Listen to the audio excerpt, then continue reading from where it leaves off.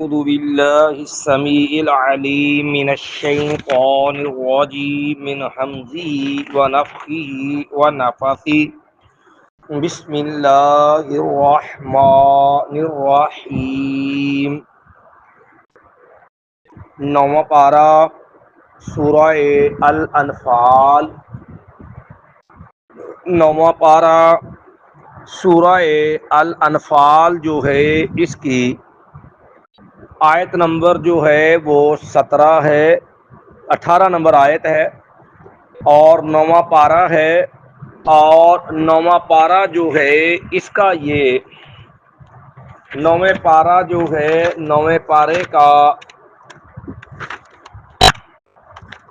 17واں رکوع ہے، اور سورہ الانفال جو ہے اس کا یہ جو ہے وہ دوسرا رکوع ہے۔ پارے کا رکوع 16واں اور جو ہے سورہ انفال جو ہے اس کا دوسرا رکوع ہے، اور آیت نمبر جو ہے وہ 18 ہے۔ اس سے قبل کل جو آیات ہم نے پڑھی ان آیات میں یہ بات بیان ہوئی تھی کہ میدان مقتل جو ہے اس کے اندر جم کے لڑنا یہ فرض ہے۔ سب سے بدترین کبیرہ گناہوں میں سے یہ ہے کہ بندہ میدان جنگ سے بھاگ جائے، یہ مہلک گناہوں میں سے ہے۔ البتہ دو صورتیں بیان ہوئی تھی جس کے اندر بندہ میدان سے پیچھے پلٹ سکتا ہے۔ ایک صورت ہے کہ بندہ نے تدبیر پلاننگ نہیں کرنی ہے، پینترا بدل کے آنا ہے، یہ پیچھے ہٹ کے آ سکتا ہے۔ دوسری صورت یہ تھی کہ وہ اپنی وہ لڑائی میں کمزور رہ گیا، اکیلا رہ گیا، اور پیچھے اس کے دوسرے کمک مزید موجود ہے، پیچھے ساتھی موجود ہیں، ان سے مل کے دوبارہ حملہ کرنے کا پروگرام ہو تو اس کو میدان سے پیچھے آنے کی اجازت ہے۔ اس دو صورتوں کے علاوہ میدان جنگ سے پیچھے ہٹنے کی اجازت نہیں۔ دوسری بات بیان ہوئی تھی کہ بدر کے دن نبی علیہ الصلوۃ والسلام نے اور صحابہ اکرام نے جو کافر کاٹے، اور اسی طرح جو کافروں کی آنکھوں میں نبی علیہ السلام نے مٹی ڈالی، تو اللہ تعالیٰ نے ایمان والوں کو اس پہ بھی شکر کا انداز سکھایا کہ بظاہر تلواریں تمہاری چلیں لیکن حقیقت میں اللہ کی جو مدد شامل حال تھی ان کا خاتمہ ان کو اصل میں رب نے کاٹا۔ اور بظاہر دیکھنے کو مٹی پیارے پیغمبر ایسے مٹھی پھینکی، لیکن اس کو صحیح نشانے تک رب نے پہنچایا، اور ہر ایک کی آنکھوں میں یہ رب نے پہنچایا۔ اس کے نتیجے کے اندر جو ہے اسی کے ضمن میں جو اس سے بعد لوگوں نے ایک باطل نظریہ اختراع کرنے کی کوشش کی، ہم نے اس کی عقیدہ وحدت الوجود جو ہے اس کا باطل استدلال، اس کی حقیقت بھی بیان کی۔ اب اسی کے ضمن میں میں کہ یہ ذالکم، یہ چیزیں جو ہیں کون کون سی، ان چیزوں کے اندر ہے کہ تم نے جو ہے تمہیں بارش مل جانا، پھر تمہیں نیند مل جانا، پھر اس کے بعد فرشتوں کی مدد کا آ جانا، پھر اس کے بعد 70 کافر کاٹے جانا، پھر اس کے بعد 70 کافر تمہارے ہاتھوں میں قیدی ہو جانا، اور اس انداز کی جو ان کے ساتھ ذلت ہوئی ہے، ذالکم، یہ ساری چیزیں جو ہے یہی ساری چیزیں تو ہیں جس کا ذکر گزرا ہے کہ اللہ نے یہ سارا کرنا تھا۔ وَأَنَّ اللَّهَ، میں اب یہی نہیں کہ جو پیچھے ہو گیا تو بس یہی اتنا ہی ہونا تھا کہ تمہاری مدد ہو گئی، ان کے کافر کاٹے گئے، ان کی میں نہیں، آئندہ بھی اگر یہ اسلام کے خلاف کہیں جمع ہوں گے، جتھا بنائیں گے، اسلام کے خلاف محاذرہ کریں گے، اللہ کا وعدہ ہے وَأَنَّ اللَّهَ، بے شک اللہ تعالی موہین، کمزور کرنے والا ہے، قید الکافرین، کافروں کی چال کو، کافروں کی تدبیر کو۔ یعنی آئندہ بھی اسلام کے خلاف جو یہ پلانگیں کریں گے، تدبیریں کریں گے، رب کا وعدہ ہے کہ مجاہدین کی تدبیروں کو ناکام اللہ کرے گا۔ اس لیے کہتے ہیں نا، ایک تدبیر ان کی، ایک تدبیر عرش والے رب کی، جو اللہ کا ماکارو و ماکار اللہ واللہ خیر الماکرین، ایک پلان ان کافروں کا، ایک تدبیر پلان میرے رب کی، اور رب کی تدبیر پلان سب سے کیا ہے، بہتر ہے۔ تو یہی بات اللہ نے سمجھائی ہے کہ دیکھو بندہ میدان میں اپنے زور بازو پہ نہیں لڑتا، مومن کی یہی تو خوبی ہوتی ہے۔ تو ایک بات شعر ہے نا، کہتے ہیں کہ مومن ہے تو جو ہے مومن ہے، جو کافر ہے تو شمشیر پہ کرتا ہے بھروسہ، مومن ہے تو بے تیغ بھی لڑتا ہے سپاہی۔ کہ مومن جو کافر کا تو سارا ناز اپنی تدبیر پلاننگ اپنا اسلحہ ٹیکنالوجی پہ ہوتی ہے، لیکن مومن کا تکیہ اعتماد اپنے رب پہ ہوتا ہے۔ اس کا تکیہ اعتماد اپنے وسائل اسباب پہ نہیں ہوتا، وہ تو جتنے بھی ہوئے انہیں لاگے جھونک دیے میدان میں، اصل تو اللہ کی مدد ہے۔ اس کے جو ہے وہ تیروں کو چلانا، اس کے تیروں کو جو ہے جو کارگر بنانا رب کا کام ہے، اور کافروں کی گنے اور ان کے جو ہے وہ بڑے بڑے معاملات فیل کرنا یہ میرے رب کا کام ہے۔ تو فرمایا اللہ نے جس طرح تمہاری یہ ساری مددیں کی، آئندہ بھی یہ وعدہ ہے کہ اللہ کافروں کی تدبیروں کا کرے گا، کمزور کرے گا۔ پھر عمران دیکھ لیں آپ وہی کمزور کے نہیں، خندق کی جنگ دیکھ لیں کہ خندق کے اندر کتنا بڑا 10,000 کا لشکر آیا، اور سارے ذرا کافر قبائل نہیں، یہودی بھی سارے اکٹھے ہو کے آئے، پھر قرب و جوار کے حلیف قبائل بھی لے کر کے آئے۔ تو رب نے ساری آئے تھے چند دنوں میں، چٹ پٹ یا 2-4 دنوں میں، 2-4 دن میں پورا مدینہ پلٹ کے پلٹا کے ماریں گے اور مسلمانوں کو جڑ سے اکھاڑ دیں گے، اور مہینہ بعد ٹھہرنا پڑا تو پھر سارے کام برباد ہو گئے، وہ ساری تدبیر الٹ ہو گئی۔ وَأَنَّ اللَّهَ مُوهِنُ كَيْدَ الْكَافِرِينَ ہوگی تدبیریں الٹی، یہ اللہ کرتا ہے۔ ایک پلان ان کے تھے کہ ہم نے جو چٹ پٹ میں جو مدینے والوں کو ختم کر دینا ہے، ایک رب کی تدبیر تھی کہ یہاں سے زریر کھجل ہو کے جانا ہے۔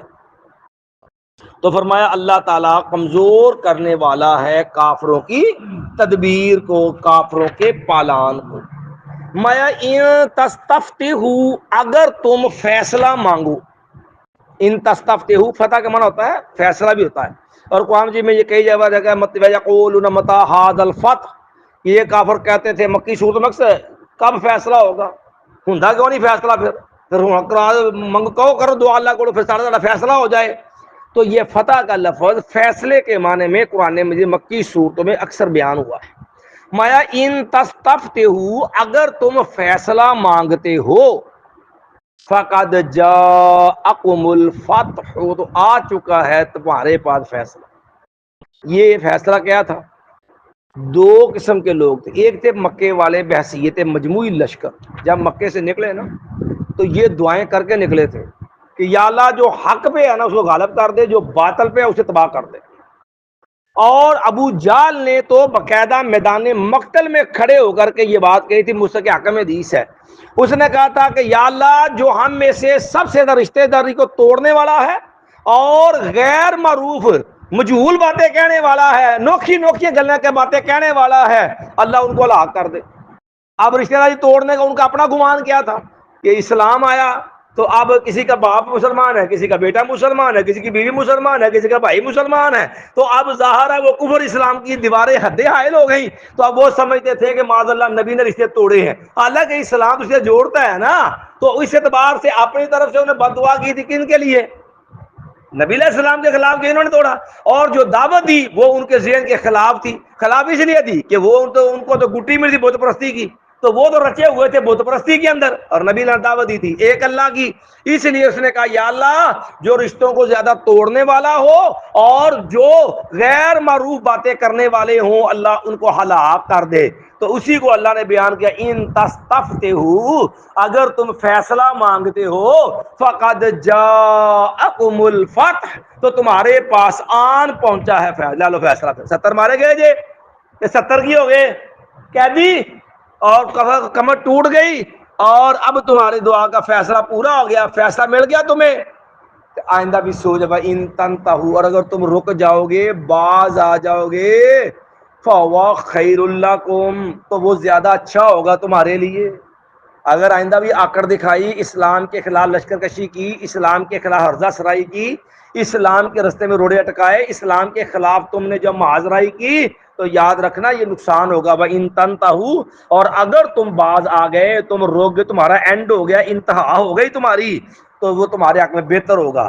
وَإِن تَعُودُوا، جے نہیں ہے جے کوئی دماغ خناس باقی ہویا، وَإِن تَعُودُوا، اور اگر تم لوٹو گے، نَعُدْ، تو ٹھیک ہے، پھر پنجابی کہتے آ جاؤ بھائی دن وہاں نکو جیا، نَعُدْ، پھر ہم بھی لوٹ آئیں گے۔ پھر اسی طرح مسلمانوں کی مدد ہوگی، مسلمانوں کا تعاون ہوگا، مسلمانوں کے پاؤں جمائے جائیں گے، مسلمانوں کے لیے فرشتے بھی آئیں گے، مسلمان تمہیں کاٹیں گے بھی، تمہیں قیدی بھی بنائیں گے۔ آ جاؤ پھر وَإِن تَعُودُوا، اور اگر تم لوٹو گے، نَعُدْ، تو ہم بھی لوٹ آئیں گے۔ ਇਹੋ ਜਿਹੀਆਂ ਸੂਰਤਾਂ ਕਾਫਰਾਂ ਨੂੰ ਬਾਰੇ ਖਾਂਦੀਆਂ ਕਿ ਨੌਜਵਾਨ ਮੁਸਲਮਾਨ ਨੂੰ ਇਹ ਕੁਰਾਨ ਦੀਆਂ ਸੂਰਤਾਂ ਪੜ੍ਹਾਈਆਂ ਜਾਣ, ਜਿੱਥੇ ਉਹਦੀ ਦੀਨੀ ਗੈਰਤ ਤੇ ਅੱਲਾ ਤੇ ਯਕੀਨ ਤੇ ਇਸਤਕਲਾਲ ਈਮਾਨ ਨੂੰ ਮਜ਼ਬੂਤ ਕਰਨ ਕਿ ਤੇਰੇ ਈਮਾਨ ਦੀ ਬੁਨਿਆਦ ਤੇ ਤੇਰੀ ਫਤਹ ਤੇ ਨੁਸਰਤ ਦੇ ਮਾਮਲਾਤ ਨੇ। ਇਸੇ ਵਾਸਤੇ ਇਨਸਾਫ ਤੇ ਉਹਨੂੰ ਸੂਰਤ ਅਨਫਾਲ ਵੀ ਕਢਵਾਤੀ ਤੇ ਸੂਰਤ ਤੌਬਾ ਵੀ ਕਢਾਤੀ ਕਿ ਜਿਨ੍ਹਾਂ ਨੌਜਵਾਨਾਂ ਨੇ ਪੜ੍ਹਨੀ ਉਹਦੇ ਅੰਦਰ ਜਜ਼ਬਾ ਈਮਾਨ ਬੇਦਾਰ ਹੋਣਾ ਹੈ, ਉਹਦੇ ਅੰਦਰ ਦੀਨੀ ਗੈਰਤ ਪੈਦਾ ਹੋਏਗੀ, ਉਹਨਾਂ ਦੇ ਅੰਦਰ ਅੱਲਾ ਤੇ ਤਕਵਾ ਯਕੀਨ ਤਵੱਕਲ ਵਧੇਗਾ, ਉਹਨਾਂ ਦੀ ਕੁਫਰ ਦੇ ਖਿਲਾਫ ਨਫ਼ਰਤ ਪੈਦਾ ਹੋਏਗੀ। ਤੇ ਇਦਾਂ ਦੀ ਤੇ ਗੱਲ ਮਾੜੀ ਹੈ ਨਾ ਕਿ ਮੁਸਲਮਾਨ ਦੇ ਅੰਦਰ ਦੀਨੀ ਗੈਰਤ ਪੈਦਾ ਹੋ ਜਾਏ, ਕਿਉਂਕਿ ਇਹ ਤਾਂ ਕੁਫਰ ਨੂੰ ਵਾਰਿਸ ਨਾ ਖਾਂਦੀ ਗੱਲ। ਇਸ ਵਾਸਤੇ ਇਹਨੂੰ ਨਿਸਾਬ ਚੋਂ ਕੱਢ ਦਿਓ, ਮਬਾਦਾ ਕਿਤੇ ਮੁਸਲਮਾਨ ਕੁਰਾਨ ਤੋਂ ਗੈਰਤ ਨਾ ਸਿੱਖ ਲੈ۔ وَإِن تَعُودُوا نَعُودْ، میں اگر تم لوٹو گے تو ہم بھی لوٹیں گے۔ باقی اگر تمہیں مان ہے کہ ہمارے پاس ٹیکس جو ہے وہ وسائل ہیں، اسلحہ ساز و سامان ہے، ہمارے پاس جمعیت ہے، افرادی قوت ہے، تو کوئی بات نہیں، سب فیل ہو جائے گا۔ وَلَن تُغْنِيَ، اور ہرگز نہیں کام آئے گا، عنکم تم سے، فئاتکم تمہاری جماعت، شیئن کچھ بھی، پھر تمہارے لشکر، تمہاری جماعتیں، تمہارے جتھے تمہارے کسی کام بھی نہیں آئیں گے۔ وَلَوْ کَثُرَتْ، اگرچہ وہ جماعت، وہ لشکر، وہ تمہارے جو ہے وہ جتھا، وہ کتنا بھی زیادہ کیوں نہ ہو، کتنی بھی کثیر تعداد میں ہو، کتنا بھی بڑا لشکر کیوں نہ ہو، لیکن جب رب کے دین کے مقابلے میں آئے گا اس کی کوئی حیثیت نہیں ہو۔ یہی بات موسیٰ علیہ السلام نے سمجھائی تھی بنی اسرائیل والوں کو۔ ذلیل کیوں ہوئے تھے؟ ذلیل اسی وجہ سے ہوئے تھے وہ کہ انہوں نے کہا تھا کہ موسیٰ علیہ السلام نے جاؤ، وہ سامنے بیت المقدس ہے، تم وہاں داخل ہو جاؤ، اللہ تمہیں کامیابی دے دے گا۔ کہنے لگے نا ان فیہا قوما جبارین و انا لن ندخلها ما داموا فیہا، اور نا موسیٰ علیہ السلام نہیں جا سکتے وہاں پر، تو بڑے بڑے جو وہ دیو ہیکل قسم کے بڑے بڑے مضبوط طاقتور لوگ بیٹھے ہیں، ہم نہیں جائیں گے وہاں حتیٰ کہ وہ نکل جائیں پھر چلے جائیں گے۔ تو اللہ پھر جا الٹا کہنے لگے فَاذْهَبْ أَنْتَ وَرَبُّكَ فَقَاتِلَا إِنَّا هَاهُنَا قَاعِدُونَ۔ جب دینی غیرت لے کر کے کھڑے نہیں نہ ہوئے رب کے حکم پہ، تو پھر اللہ نے 40 سال تک کے لیے وہ علاقہ بیت المقدس حرام کر دیا تھا۔ اور آج بھی چیک کر لو کہ مسلمانوں پہ آج بھی جو غزہ اور جو فلسطین کے حالات ہیں، وجہ کیا ہے کہ مسلمانوں میں جذبہ جہاد کا فقدان ہے۔ 55 سے 57 اسلامی ریاستیں ہیں، سب کے پاس فوجیں اپنی ہیں، لیکن اسلام کے لیے کوئی فوج، اپنے ملکوں کے دفاع کے لیے تو ہے، لیکن اسلام کلمے کے دفاع کے لیے فورسیں نہیں ہیں۔ ہمارے اپنی فوج کا حال دیکھ لو کہ یہاں پر تو باقاعدہ ان کے مونوں میں شامل ہے ایمان، تقوی، جہاد فی سبیل اللہ۔ تو سر عام سارا معاملہ ہے امریکہ کے حکم پر جو ہے وہ پاکستان سے مجاہدین پکڑ کے کیوبا جیلوں تک تو پہنچا دیے، اور افغانستان سے مجاہدین پکڑوا کے امریکہ کی جیلیں میں ڈلوا دیے۔ اگر امریکہ کے لیے یہاں سے مجاہدین پکڑے جا سکتے ہیں تو کیا مظلوم مسلمانوں کے لیے یہاں سے کوئی تعاون نہیں بھیجا جا سکتا؟ بہرحال یہ دینی غیرت کا فقدان ہے ہمارے ہاں حکمرانوں میں بھی، فوج میں بھی، کہ جو اسی اندر دینی اسلامی غیرت نہیں ہے کہ مسلمان کو گاجر مولی کی طرح کاٹا جا رہا ہے، اور 55 اسلامی ریاستیں ہونے کے باوجود کسی کے کان میں جوں نہیں رینگتی۔ اور ایک بات آگے آئے گی جو اللہ نے اور سمجھائی ہے، سب سے بڑی چیز پتہ کیا ہے؟ وَأَعِدُّوا لَهُم مَّا اسْتَطَعْتُم مِّن قُوَّةٍ مِّن رِّبَاطِ الْخَيْلِ۔ اکثر اسلامی ملک ایسے ہیں جن کے پاس اپنی پراپر فوج نہیں ہے، باقاعدہ چند ملک ہیں جن کے پاس اپنی پراپر فوج ہے، اور جب قرآن کی مخالفت کرو گے تو پھر دشمن چڑھ دو۔ اللہ نے کہا نا وَأَعِدُّوا لَهُم مَّا اسْتَطَعْتُم مِّن قُوَّةٍ، کہ تم اپنی طاقت تیار رکھو، جو جتنی بھی ہمت ہے، تُرْهِبُونَ بِعَدُوِّ اللَّهِ وَعَدُوَّكُمْ، تم ڈراؤ گے اپنے دشمن کو بھی، اللہ کے دشمن کو۔ پاکستان اگرچہ معاشی طور پہ اپنی کمر اس کی ٹوٹی ہوئی ہے، لیکن پھر بھی سارے خائف ہیں۔ ایران جیسا خبیث بھی اندر سے خائف ہے، انڈیا بھی خائف ہے، امریکہ بھی خائف ہے۔ وجہ ان کو پتہ ہے مرتا پھر کیا نہیں کرتا، اسلحہ ہے نا، ایٹم ہے نا۔ اللہ نے ایک روب رکھا ہوتا ہے جو قرآن نے کہا وَأَعِدُّوا لَهُم مَّا اسْتَطَعْتُم مِّن قُوَّةٍ۔ تو بہرحال مایا پھر یہ جماعتیں تمہارے کسی کام نہیں آئیں گی کچھ بھی۔ وَلَوْ قَاصُرَتْ، اگر یہ بہت زیادہ بڑی جماعتیں بھی ہوں، اور اس سے بھی اگلا مرحلہ مایا ایک دو مقابلے میں آؤ گے تو پھر ہم بھی آئیں گے، اور تمہارا پھر لشکر کام نہیں آئے گا، اس سے بھی بڑا معاملہ وَأَنَّ اللَّهَ مَعَ الْمُؤْمِنِينَ، اور اس کے ساتھ ساتھ ایمان والوں کو رب کی معیت حاصل ہے۔ بے شک اللہ تعالیٰ ایمان والوں کے، آپ دنیا میں اندازہ کر لیں، سانو کو جا یار میں تیرے نال ہاں، سمجھے؟ تے بندے ویسے دل وڈا ہو جاتا ہے، حوصلہ ہو جاتا ہے، بندے پیر مضبوط ہوتے، پیر پیچھے ہے کوئی بیک اپ ہے، تے جتھے دا رب ہوئے دسو وہ بندہ کمزور ہو سکتا ہے؟ جس رب دی طاقت ہے انما امرہ اذا اراد شیئا یقول له کن فیکون، جو اللہ وسائل اسباب کا محتاج نہیں ہے، اسے ادھر کہا کن ہو جا فیکون، تو وہ ہو جاتا ہے۔ تو ہمارے ساتھ یہ بھی اللہ کی نصرت کا انداز، وَأَنَّ اللَّهَ مَعَ الْمُؤْمِنِينَ، اللہ ایمان والوں کے ساتھ ہے۔ اب یہاں تک کافروں کو یہ تنبیہ کرنے کے بعد کہ ذرا سوچ سمجھ کے اس مسلمانوں کے مقابلے میں آنا، مسلمانوں کے ساتھ ان کا رب ہے۔ تمہاری جماعتیں بھی اگر تم نے حماقتیں کی، اسلام کا لشکر کشی کی، تو یاد رکھنا پھر اللہ کا وعدہ ان تعودوا نعد، تو پھر تمہارا حشر برا ہوگا۔ اور سب ایمان والوں کو بھی سمجھایا کہ اللہ کی نصرت مدد آنی کیسے ہے، اللہ کی مدد شامل حال کیسے ہوگی، رب کی معیت ملے گی کیسے۔ تم بھی اپنا زاویہ سیدھا رکھنا، یا ایھا الذین آمنو، اے وہ لوگوں جو ایمان لائے ہو، اطیعوا اللہ ورسولہ، تم اطاعت کرو، بات مانو اللہ کی اور اس کے رسول صلی اللہ علیہ وسلم کی۔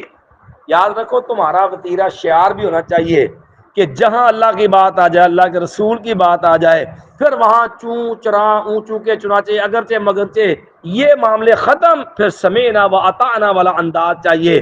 ولا تولوا عنہ، اور تم نے مجھے پیڑ سے پھرنا نہیں ہے، اس سے منہ نہیں پھیرنا، اعراض نہیں کرنا، اللہ کی بات سے، اللہ کے رسول کی بات سے منہ نہ موڑو۔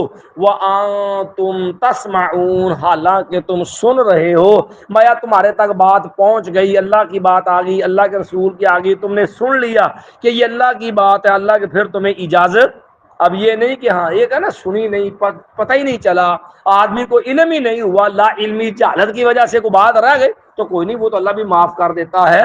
نبی نے ان جو ہے لوگوں، ان اللہ وضع عن امتی الخطأ والنسیان وما استکرہوا علیہ، لوگوں اللہ تعالیٰ نے جو ہے میری امت سے بھول چوک، لغزش اور جبر جو ہے میرے رب نے معاف کر دیا، لیکن جانتے بوجھتے دیدہ درستہ نہ مانو گے، دیدہ درستہ اعراض کرو گے، تو یاد رکھو اگر 70 ان کے کٹے ہیں تو تمہارے بھی کئی کٹ سکتے ہیں۔ اگر نافرمانی کرو گے اللہ کے رسول کی، تو نقصان تمہارا بھی اسی طرح ہوگا۔ یعنی تمہیں یہ سارا بونس مل رہا ہے کس بنیاد پہ؟ اللہ اس کے رسول سے وفا کا۔ اگر اللہ اس کے رسول وفادار ہو گئے، اللہ کافروں کی تدبیریں پر کمزور کر دے گا، اللہ تمہیں تمہارے حق میں فیصلہ دے گا، اللہ تعالیٰ جو ہے وہ تمہیں جو کافروں کے مقابلے میں اللہ تمہاری مدد بھی کرے گا، اور پھر اللہ کی مدد توفیق تمہارے شامل حال ہوگی۔ اور اگر تم اللہ رسول کی بات نہیں مانو گے، منہ موڑو گے، تو پھر احد کا میدان دیکھ لینا، 70 صحابہ شہید ہوئے تھے، اور وجہ کیا تھی؟ رسول اللہ صلی اللہ علیہ وسلم کے ایک حکم سے اعراض۔ حالانکہ وہ بھی اجتہادی تھا، قصدن جان بوجھ کے نہیں تھا، وہ بھی جو غلطی ہوئی نا صحابہ کرام سے، وہ غلطی بھی کوئی معاذ اللہ دنیا پرستی میں نہیں تھی، وہ بھی صرف ایک اجتہادی غلطی کا انداز تھا کہ نبی علیہ السلام نے وہاں تک اس درے پہ رہنا ہے، بھئی ہمیں فتح ہو یا شکست ہو، تم نے درہ نہیں چھوڑنا۔ کیوں؟ آپ نے کبھی جس نے عمرہ کیا، حج کیا، مسجد نبی جائے نا، آپ میدان احد کو دیکھیں، میدان احد کی وہ پوری جانب بڑا اونچا پہاڑ ہے، کسی طرف سے دشمن کے آنے کی جو ہے وہ رستہ نہیں ہے، البتہ وہ ایک طرف جو ٹیکری ہے جس کے اوپر لوگ جا کے چڑھتے ہیں، یہی وہ ٹیکری ہے جدھر سے خالد بن ولید رضی اللہ تعالیٰ مسلمان نہیں تھے، اور اس وقت لشکر لے کے آئے اور مسلمانوں کے پیچھے سے حملہ کیا، اور 70 صحابہ جو اس میں شہید ہو گئے، بغض مچی، سارا معاملہ ہوا۔ تو نبی نے کہا ہمیں فتح ہو کہ یہ درہ نہیں چھوڑنا۔ تو صحابہ کرام نے دیکھا فتح ہو گئی، صحابہ کرام باقی مال اکٹھا کرنے لگ گئے، تو جو صحابہ کرام کھڑے تھے بعد میں کہنے لگے یار دیکھو مقصد تو فتح تھا نا، فتح ہو گئی، دشمن اب آ گیا، اصل مقصد تو اس کا اتنا ہی تھا نا، اس سے آگے تو کوئی مطلب نہیں تھا۔ باغن نہیں، عبداللہ بن جبیر رضی اللہ عنہ جو وہاں پر جو درے پر امیر تھے، انہوں نے کہا دیکھو اللہ کے نبی نے منع کیا، اگر میں فتح تم نے درہ نہیں چھوڑ گا، نہیں یار مقصد یہ تھا نا، مقصد یہ تھا کہ جو ہے وہ فتح ہو جائے، دشمن بھاگ جائے۔ تو اب وہ اسی ارادے سے چھوڑ گئے، 12 کے تقریباً سے اب پیچھے رہ گئے، باقی آ گئے، اور خالد بن ولید کو موقع مل گیا اور جنگی پینترے پہ انہوں نے پیچھے حملہ کر کے مسلمانوں کو نقصان کر کے بھاگ گئے، اور نتیجہ تن معمولی سی ایک اجتہادی نوعیت کی غلطی نے کتنے سے ابا شہید کروا دیے؟ 70 صحابہ شہید ہو گئے، اور نتیجہ کس کا تھا؟ نبی کے فرمان سے اعراض ہو گیا۔ حالانکہ اعراض یعنی ایسا نہیں تھا کہ جہاں کو نہ ماننے والی بات ہو، لیکن بات کے سمجھنے میں کہہ لو کہ ذرا اتحادی نوعیت کا معاملہ بن گیا کہ سمجھے یہ مقصد یہ تھا۔ اب یہاں ایک اور بات بھی سمجھ آ جاتی ہے، وہ بھی قابل غور۔ شریعت نے جب کہا نا کہ اللہ کی بات مانو، اللہ کے رسول کی بات جو کہہ دیا وہ کرنا ہے، مقصد کو تب دیکھنا ہے، مقصد پہ بحث تب ہوگی اگر شریعت نے اس بات کو کسی مقصد سے جوڑا ہو، تو پھر تو مقصد رکھیں گے ملحوظ۔ اگر شریعت نے مقصد کے ساتھ بات کو نہ جوڑا، مطلق کا عام کا بات کو ماننا ہے، تو بھئی پھر مطلب وہاں مقصد ہمارا ہماری سمجھ کے مطابق مقصد پایا جائے نہ پایا جائے، جیسا کہا ویسا ہم نے کرنا ہے۔ یہ اطاعت ہے۔ ہمارے ہاں بہت سارے مسلمانوں کی گمراہی کی ایک بڑی وجہ پتہ کیا ہوتی ہے؟ کہ وہ اپنے فقہی مسائل میں مقصدیت نکال کے بیٹھ جاتے ہیں، نہیں جی یہ مقصد چونکہ ہے وہ مقصد پورا اگلا ہے، ٹھیک ہے حل ہوگی۔ بھائی جب شریعت نے وہاں مقصد مقرر نہیں کیا تو پھر بھائی بات شریعت کے احکام کا مدار اتباع پہ ہے، بات ماننے پہ ہے، پیروی کرنے پہ ہے۔ احکام شرع کا مدار مقصدیت پر نہیں ہے۔ مقصدیت کی بنیاد وہاں بنے گی جہاں شریعت نے بات کو مقصد کے ساتھ جوڑا ہوگا۔ تو اس لیے یہ بات اس میں ہوگی وَلَا تَوَلَّوْا عَنْهُ، اور نہ تم منہ پھیرو اس سے، وَأَنْتُمْ تَسْمَعُونَ، حالانکہ تم کیا ہے؟ سن رہے ہو۔ ایک بار پھر ترجمہ دہرا لیں۔ مَا ذَلِكُمْ، یہ تو ساری وہ باتیں ہیں جس کے لیے اللہ نے یہ معاملہ کیا۔ وَأَنَّ اللَّهَ مُوهِنُ كَيْدِ الْكَافِرِينَ، اور بے شک اللہ تعالیٰ کمزور کرنے والا ہے کافروں کی تدبیر کو، ان کے پلان کو۔ تستفتحوا، اگر تم جو ہے فیصلہ مانگتے ہو، فقد جاءکم الفتح، پس تحقیق آ چکا تمہارے پاس فیصلہ۔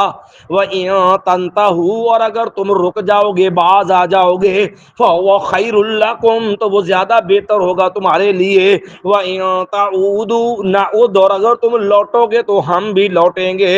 وَلَن تُغْنِيَ عَنكُمْ فِئَتُكُمْ شَيْئًا وَلَوْ كَثُرَتْ، اور ہرگز نہیں کام آئے گا تم سے تمہاری جماعتیں کچھ بھی، اگر تمہارے لشکر تمہاری جماعتیں کچھ بھی، وَلَوْ كَثُرَتْ، اگرچہ وہ بہت زیادہ بھی کیوں نہ ہوں۔ وَأَنَّ اللَّهَ مَعَ الْمُؤْمِنِينَ، بے شک اللہ تعالیٰ ایمان والوں کے ساتھ ہے۔ یا ایھا الذین آمنوا، اے وہ لوگو جو ایمان لائے ہو، اطیعوا اللہ ورسولہ، تم بات مانو اللہ کی اس کے رسول کی، ولا تولوا عنہ، اور نہ تم منہ پھیرو اس سے، وانتم تسمعون، اس حال میں کہ تم سن رہے ہو۔